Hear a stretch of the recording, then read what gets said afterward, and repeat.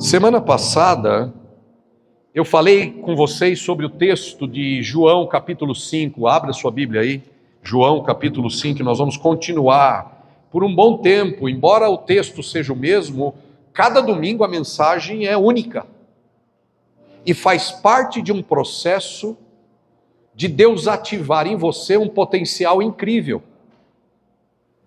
faz parte de uma jornada de Deus ligar dentro de você algo que você não experimentou até aqui na sua vida.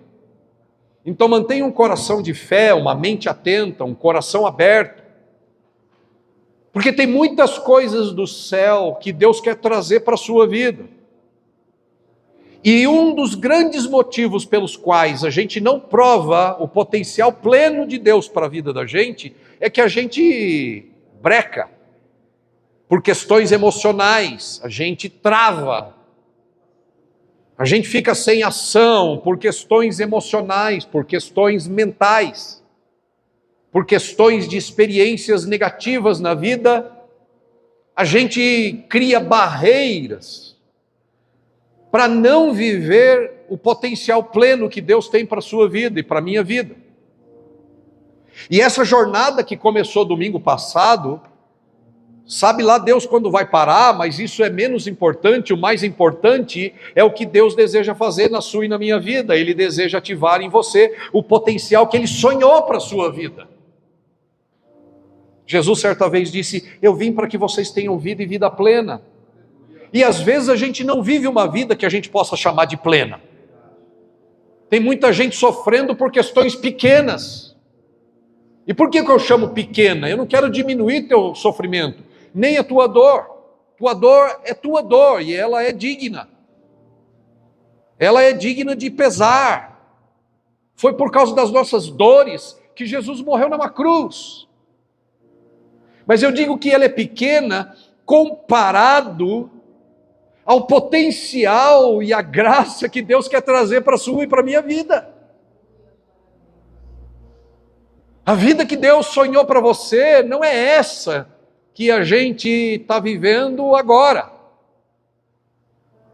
Eu sei que muitos de nós vivem momentos positivos na vida. Mas mesmo as pessoas que estão vivendo momentos positivos na vida, às vezes querem avançar para um lugar ainda mais alto.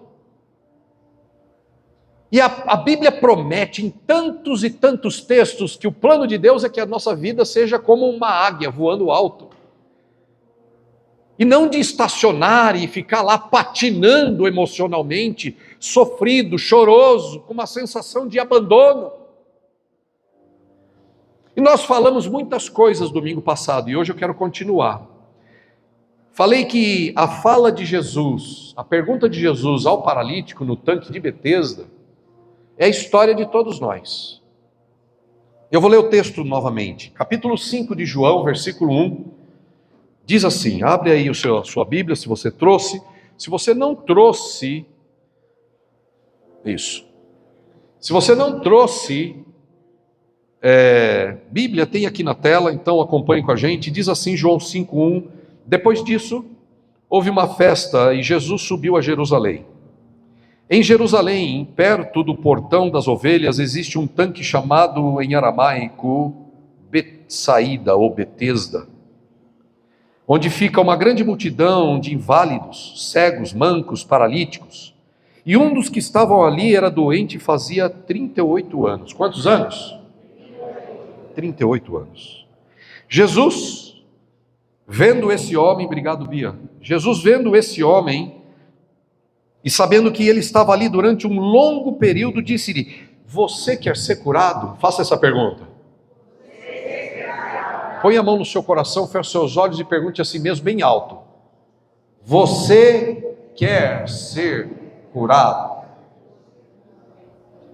O doente respondeu, não tenho ninguém para me colocar no tanque quando a água é agitada, e quando tento chegar lá, alguém me ultrapassa. Jesus lhe disse, levante-se, pegue a sua esteira e ande. Imediatamente o homem foi curado, pegou a sua esteira e andou, e isso aconteceu em um sábado. Senhor, vamos orar. Senhor, eu sei que o Senhor está interessado em nós. Pai, eu sei que o Senhor presta atenção em nós e está interessado em nós de uma maneira tão especial. E a sua atenção é voltada para nós, e o seu interesse por nós é que cada um de nós sejamos formados. O seu interesse é que cada um de nós sejamos formados. Pai, eu sei que o Senhor é um Pai atencioso, é um Pai interessado, e o Senhor está interessado em que a gente seja formado. Então, neste culto desta manhã, forma a gente um pouco mais, Senhor, para que possamos viver coisas incríveis, maravilhosas, extraordinárias no ano de 2026 e quem sabe ainda no final deste ano de 2025. Faz coisas maravilhosas em nossas vidas. Diga comigo: Pai, eu sei, pela fé, que o Senhor presta atenção em mim, que o Senhor tem interesse em mim, que o Senhor está comprometido comigo e me deu tudo para que eu seja formado. Me ajuda, em nome de Jesus. Amém. Esse é o interesse do Pai. Tem gente que quando ouve a palavra Deus, ou o nome Deus, tem desconfiança, porque viveu numa casa que o pai não tinha todo o interesse necessário pelo seu desenvolvimento. Não confunda Deus com o seu pai terreno. Não confunda Deus, o Pai do céu, com o seu pai na terra. O seu pai na terra, às vezes é cheio de boa intenção, mas não tem capacidade de te dar melhor do que ele te deu. Alguns tiveram pais, tem pais que são bem amáveis, mas desatentos. Outros têm pais que foram ou são, que são atentos, mas não têm poder para ajudar. Não sabe o que fazer. Os pais terrenos são limitados. Teve pessoas nessa terra, há muitos de nós que tivemos pais horríveis, espancadores, bêbados, alcoólatras, desatentos, desinteressados, egoístas que só pensaram em si mesmos, e você teve que correr sozinha na vida, conquistar suas próprias coisas. E hoje, quando você ouve a palavra pai, você acha que Deus é igual ao seu pai terreno, ou o meu. Não confunda Deus celeste, o nosso Pai eterno, o Pai de nosso Senhor Jesus Cristo, com o seu Pai terreno. O nosso Pai celestial, Ele é um Pai atento, Ele é um Pai interessado, Ele é um Pai comprometido em formar você. E Ele já deu tudo que Ele podia dar, para que isso aconteça na sua vida. A gente é que demora, a gente demora bastante até que a gente entenda e aprenda e tome posse das riquezas de Deus para a nossa vida e viva uma vida diferente. Demora. E a demora não é de Deus. Deus não gostaria que as coisas que demoram na sua vida demorassem tanto.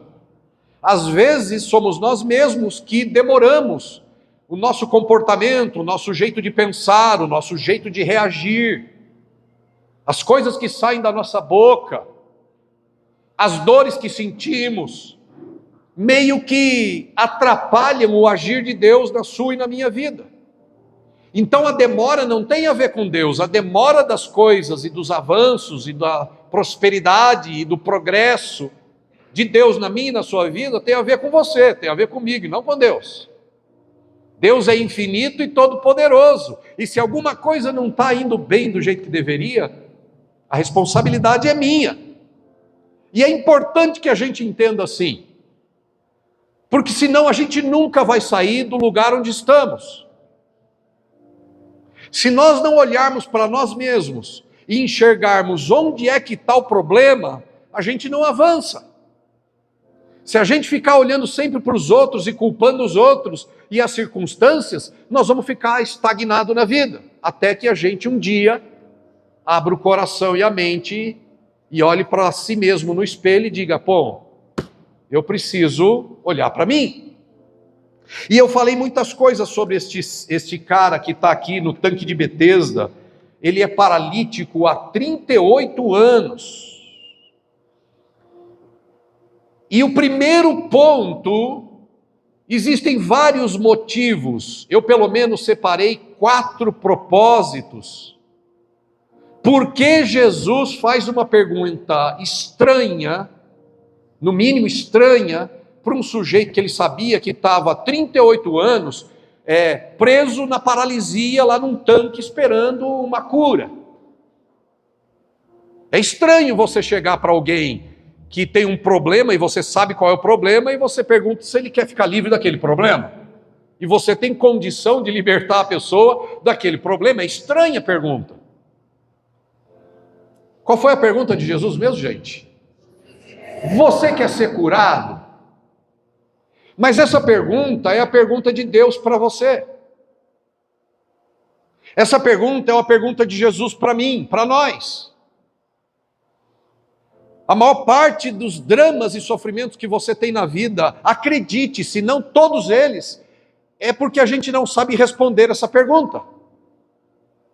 Queres ser curada? Você quer ser curado? Jesus tinha um propósito de fazer uma pergunta daquela. E eu separei pelo menos 4. Olha só, quando Deus faz perguntas, e você vai encontrar na sua leitura bíblica, muitas vezes Deus fazendo perguntas. Por exemplo, Deus perguntou para Adão: onde estás, Adão? No jardim do Éden, quando Adão comeu do fruto que não deveria. Quando Eva comeu do fruto que Deus tinha mandado não comer, e não tem nada a ver com sexo, era uma fruta mesmo. Então veja só, Deus vem lá no jardim do Éden, e eu acredito que era Jesus mesmo, vinha lá no jardim do Éden, e ele perguntou: Adão, onde estás? Será que Deus precisava de uma resposta? Quando Deus faz perguntas, Ele faz perguntas para revelar o coração da gente, para que a gente saiba o que está aqui dentro.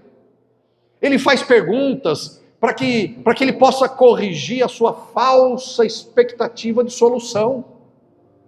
A gente acha que a solução está ali, a gente acha que a solução está lá. A gente pensa que fulana vai me ajudar, fulano vai me ajudar. E quando a solução está aqui dentro. E quando a resposta para os nossos dramas estão aqui dentro, e não lá fora. E Jesus faz perguntas, Deus faz perguntas para que a gente pense. Onde é que eu estou esperando solução para a minha vida?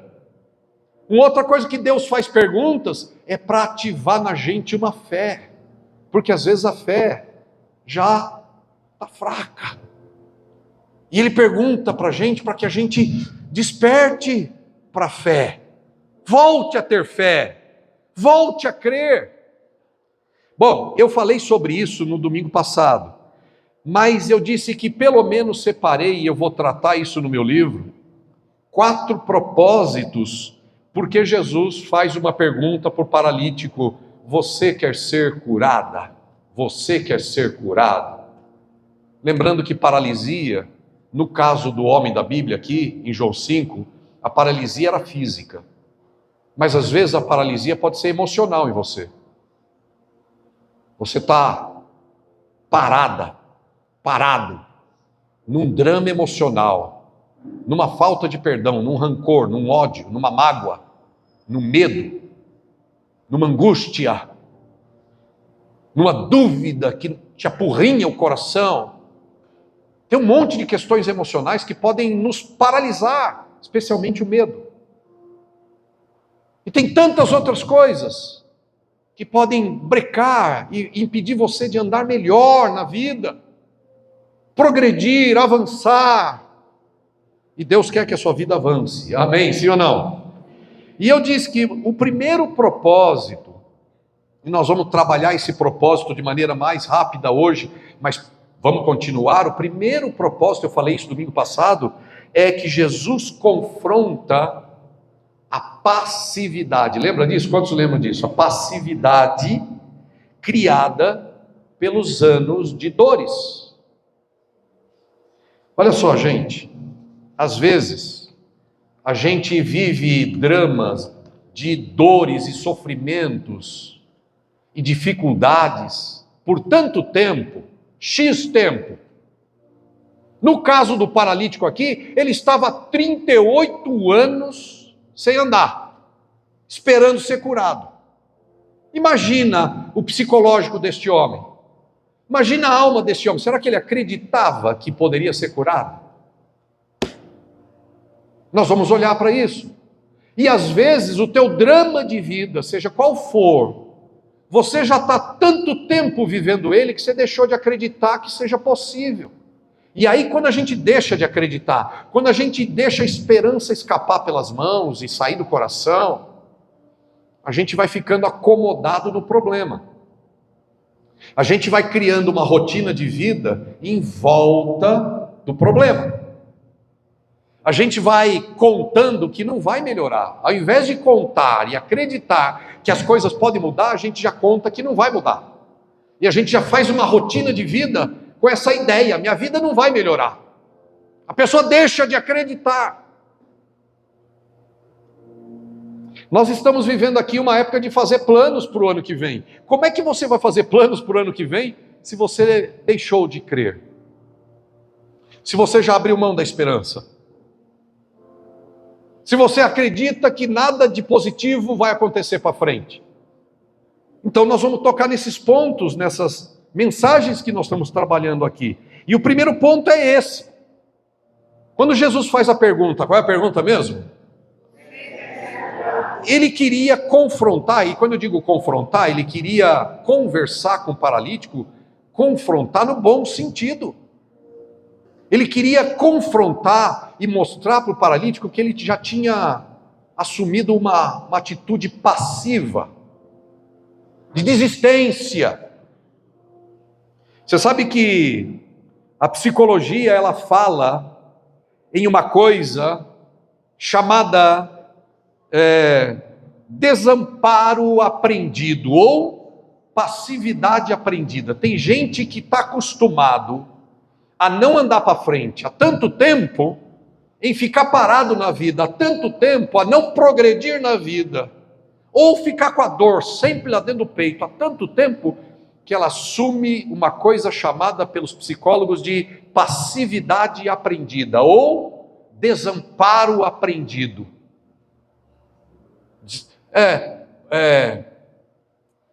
Inércia aprendida, passividade aprendida. E aí as pessoas da igreja, sabe o que elas fazem? Elas começam a espiritualizar a passividade. Deus fará algo. Hoje de manhã, eu estava conversando com uma pessoa muito, muito amada do meu coração. Me mandou uma mensagem grande, e eu só tinha perguntado: como você está? E a pessoa me devolveu um texto grande de resposta, dizendo: eu não estou nada bem. Aí começou a colocar um monte de coisa negativa. No final do texto, a pessoa fez uma pergunta para mim: será que é possível sair dessa? Hoje de manhã. E eu respondi assim: é possível, mas não sem a sua participação.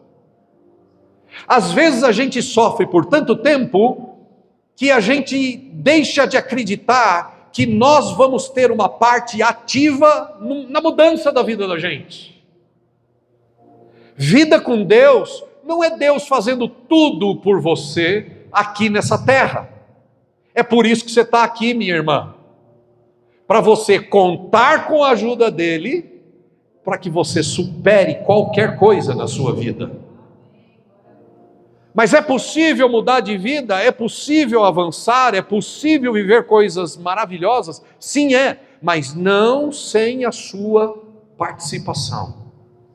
E tem muita gente que vai sofrendo tanto tempo que começa a espiritualizar a passividade. Deus é que... E aí, meu irmão, como é que você está? Eu estou mal, mas Deus vai fazer alguma coisa. E a gente entrega mais do que a nossa vida e a confiança na mão de Deus. A gente entrega a Deus uma coisa que não se pode entregar: as nossas ações. Nós devemos entregar tudo ao Senhor, mas você está aqui nessa terra para continuar a agir em fé. E as suas ações você não entrega a Deus. Você precisa sair desse buraco da passividade que você aprendeu durante esse longo tempo de dificuldades ou problemas que você vem vivendo na vida financeira. Tem gente que não acredita que é possível viver uma vida financeira diferente do que está vivendo. Tem gente que ganha um salário mínimo e vai morrer ganhando um salário mínimo. E sabe por quê? Não é porque ela não tenha potencial de ganhar 10 salário mínimo. Ela vai morrer ganhando um salário mínimo porque ela desistiu de acreditar que ela possa ganhar 3. Ela desistiu de acreditar que ela pode ganhar 5 salários mínimos. Ela desistiu de acreditar que ela pode ganhar. E quando uma pessoa desiste de acreditar que pode ganhar 6 salários mínimos, ela não se mexe. Ela não faz nada a respeito. E as pessoas que olham para ela assim, de fora, falam assim: puxa, mas por que você está vivendo dessa maneira? E a pessoa dá um monte de desculpas por que ela está vivendo dessa maneira. É hora de você se perguntar. Eu estou usando a questão do salário mínimo para falar sobre um exemplo do que é a gente assumir uma atitude mais passiva. Será que você acredita que você pode ganhar 5 salários mínimos? Será? Eu estou usando essa coisa do dinheiro porque é muito forte, não é não? E aí eu olho para vocês, enquanto vocês olham para mim, com uma interrogação. E tem gente que acha que não precisam fazer absolutamente nada para mudar a vida financeira. E isso também tem a ver com o seu casamento, tem a ver com a sua vida emocional, tem a ver com o seu negócio, com o seu comércio, com a sua profissão, tem a ver com a sua empresa, tem a ver com a sua saúde física, tem a ver com o seu peso, tem a ver com fazer academia, tem a ver com educar seus filhos, tem a ver com a relação com seu pai que você não fala há 10 anos, tem a ver com a relação com a sua mãe, que você não consegue visitar, porque por causa de mágoas insuperáveis. Tem a ver com aquele irmão, com aquela irmã do seu sangue, que você não consegue olhar na cara, com aquele amigo, com aquela amiga, porque você desistiu de acreditar que algo possa mudar. A gente aprende com a dor e a gente assume uma postura passiva. Repito, aquilo que os psicólogos chamam de desamparo aprendido. A gente aprende a ficar desamparado. E eu vou viver desamparado. Sabe, irmãos? Prepara os textos aí, Rafael. A longa espera. Eu recomendo que você sintonize com o que Deus está falando de uma maneira tal. Porque tudo que você irá viver em 2026 tem a ver com o que você vai ouvir aqui aos domingos. De bom e de ruim. Se você apegar-se àquilo que você vai ouvir aqui aos domingos, eu vou dizer para você, sua vida será imparável sim, porque o imparável, Deus vai ajudar a sua vida. Nenhum de nós é de titânio. Nós somos feitos de carne e osso. Essa música é uma música apelativa para a humanidade caída. I am a Titanian. Você não é feito de titânio, você é feito de carne e osso, sangue e nervo. E fica triste, chora e às vezes desiste. O que você precisa saber é que de titânio invencível é o nosso Deus. E se Ele te ajudar, e você e eu permitirmos, a nossa vida pode ser extraordinária. Em vários sentidos. Nosso ministério, nossa igreja, nossa IC, sua vida emocional e etc e tal. Mas olha, Jesus perguntou para o paralítico: queres ser curado? Porque ele tinha adotado essa doença da passividade aprendida. São 38 anos. Não vai sair nada de bom aqui. O paralítico estava doente há 38 anos, e este detalhe dos 38 anos não é à toa. Você acha mesmo que a Bíblia escreveu lá que ele estava 38 anos paralítico à toa? Não, essa coisa do 38 anos tem uma visão bíblica, espiritual. Eu e você precisamos aprender algo disso. A Bíblia enfatiza vários textos sobre a duração de um problema. E eu pedi para o Rafael separar alguns textos que falam dessa duração do problema para mostrar o peso psicológico, o peso de dor que pode esmagar a alma de um jeito que a pessoa aprende a ficar passiva, a não tomar atitude, a não fazer nada, a não acreditar em nada. Mas antes da gente ler o texto, deixa eu fazer uma pergunta. Você acredita que crer é uma ação ou é uma emoção?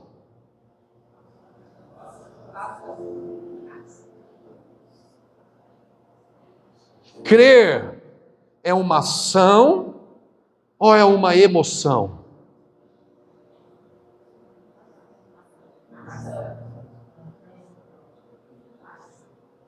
Maçã, você está falando, é isso? Eu estou ouvindo só. Não é uma maçã.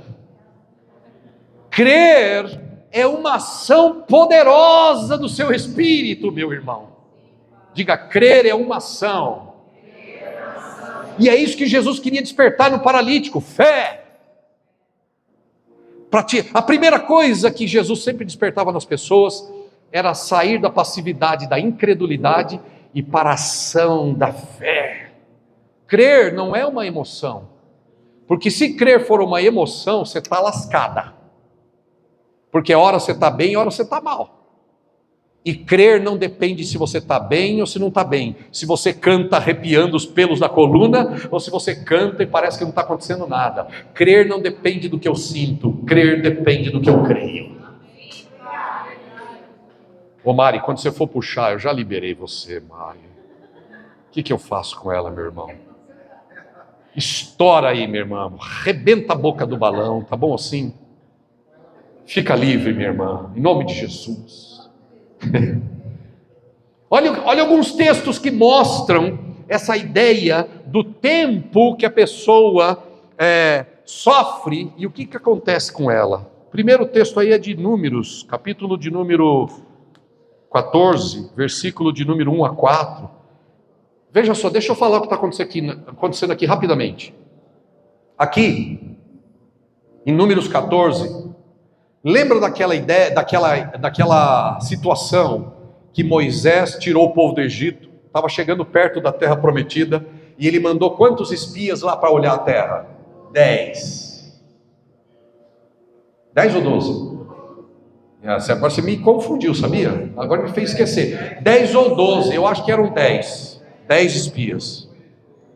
Tá bom, vamos ficar com 10 por enquanto. 10. Mandou 10 homens olhar a terra para ver se era boa. E aí os 8 voltaram e disseram assim: não, a terra é terrível, só tem gigante lá. E aos olhos deles, a gente é verme, a gente é gafanhoto.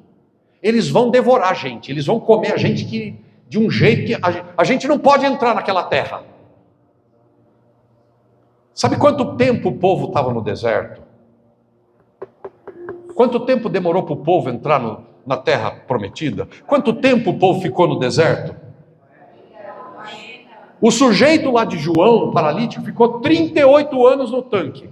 Aqui o povo de Deus estava há 40 anos no deserto. É muito tempo.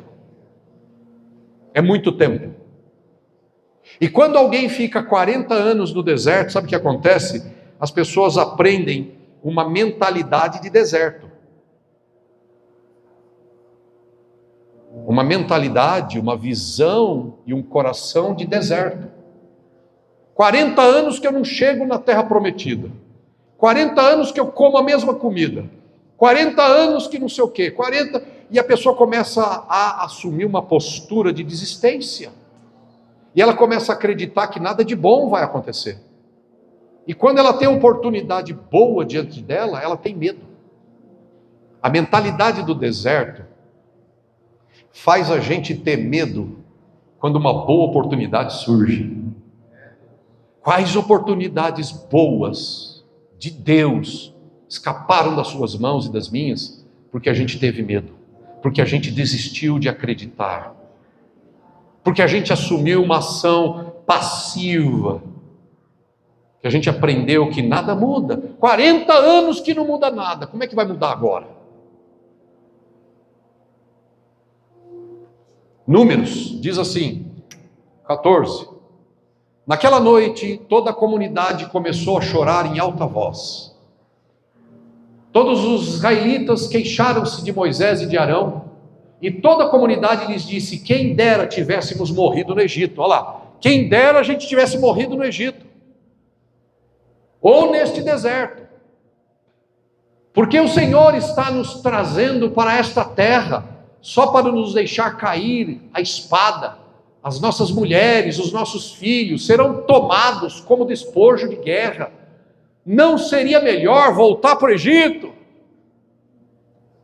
Disseram uns aos outros: escolheremos um líder. Moisés e Arão não servem, vamos mudar de líder. E voltaremos para a velha vida. A velha vida era dura. Gente, sabe o que era a velha vida do povo de Deus no Egito? A pisar barro, juntar palha e fazer tijolo para os egípcios. Morava mal, vivia mal e recebia um péssimo pagamento, quase nada. E trabalhava que nem um condenado. Já sentiu trabalhando que nem um condenado e produzindo tão pouco na vida? Deus não quer isso para você, Deus não quer isso para nós. Isso é mentalidade de deserto, isso é uma desistência de esperança. E aquele povo tinha desistido. Uma outra situação é o homem no templo, em Atos 3:2. Olha só, o que esse homem tinha? Ele tinha uma dependência de uma rotina de sofrimento. Ele construiu a vida dele em torno do sofrimento dele. Diz Atos lá o seguinte: um aleijado de nascença estava sendo levado para a porta do templo, chamada Formosa. Ali ele era colocado todos os dias para pedir esmolas aos que entravam no templo. Sabe o que é esmola? Uma vez eu era treinador de negócios no interior de São Paulo, e eu fui atender um sujeito que, ele era baixinho assim, o Leonardo, Léo, e eu fiz vários processos de desenvolvimento na vida dele, porque ele tinha várias questões que ele precisava resolver, e ele foi e era campeão brasileiro de hipismo na categoria dele. Eu ajudei muito esse rapaz. Eu sigo ele no Instagram, ele me segue também. Esses dias que passaram, falei com a mãe dele, a Cristina, eles moram fora do país. Um cavalo dele custa 300 mil reais. Só para você ter uma ideia. E um dia eu fui atender esse rapaz em São José dos Campos. E estava voltando para casa e cheguei em Taubaté, à tardezinha, e a hora que eu parei num farol, tinha um pedinte, como esse, pedinte, pedindo esmola. Meu irmão, deixa eu dizer, é vergonhoso a esmola? Não, nunca é vergonhoso. Vergonhoso é viver no pecado. Mas veja só, Deus não criou eu e você para mendigarmos. O salmista diz: eu já fui jovem, e agora sou velho, e eu nunca vi a descendência do justo mendigar o pão.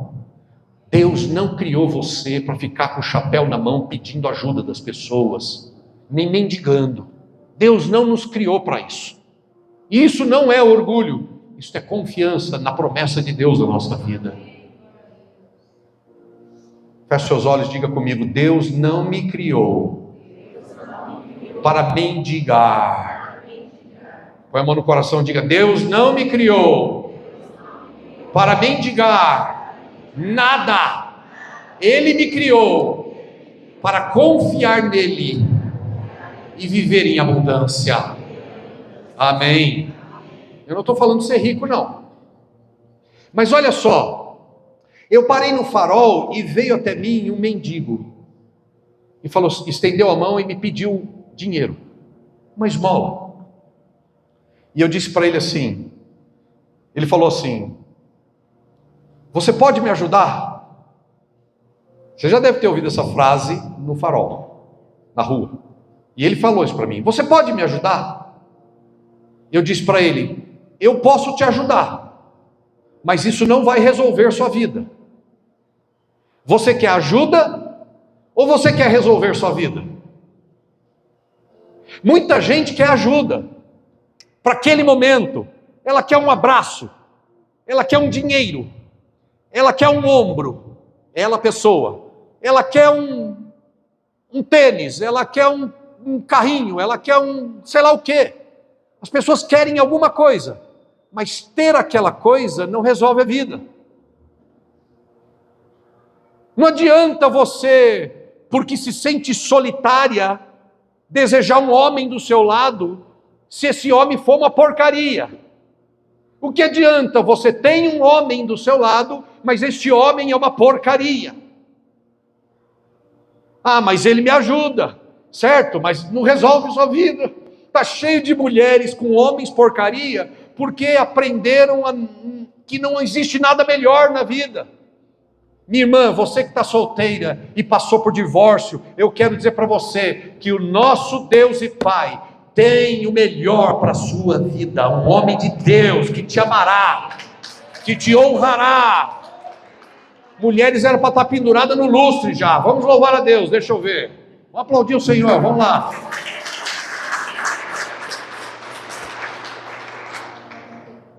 Eu estou cansado de aconselhar mulheres, cansado no sentido de atender muitas mulheres que choram por causa de homens, porque não escolhem homem bom. E por que elas não escolhem homens bons? Porque elas não acreditam que pode ter um homem bom. Elas acreditam que tem que ter só essa porcaria mesmo. E assim também é para os homens. Tem homens que casam com mulheres porcaria, que vai acabar com a vida do homem. Por quê? Porque ele não acredita que pode ter uma mulher boa, justa, amante de Deus, temente a Deus, santa, como a minha mulher.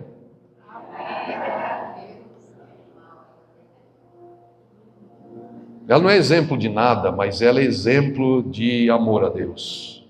E eu sou feliz por ter ela. O mendigo, ele construiu a vida dele ao redor disso. Ele estava acostumado a ser colocado na porta do templo e pedir esmola. Eu tenho muito que falar sobre isso com vocês. Mas aonde você está permitindo que as pessoas te coloquem para você pedir esmola?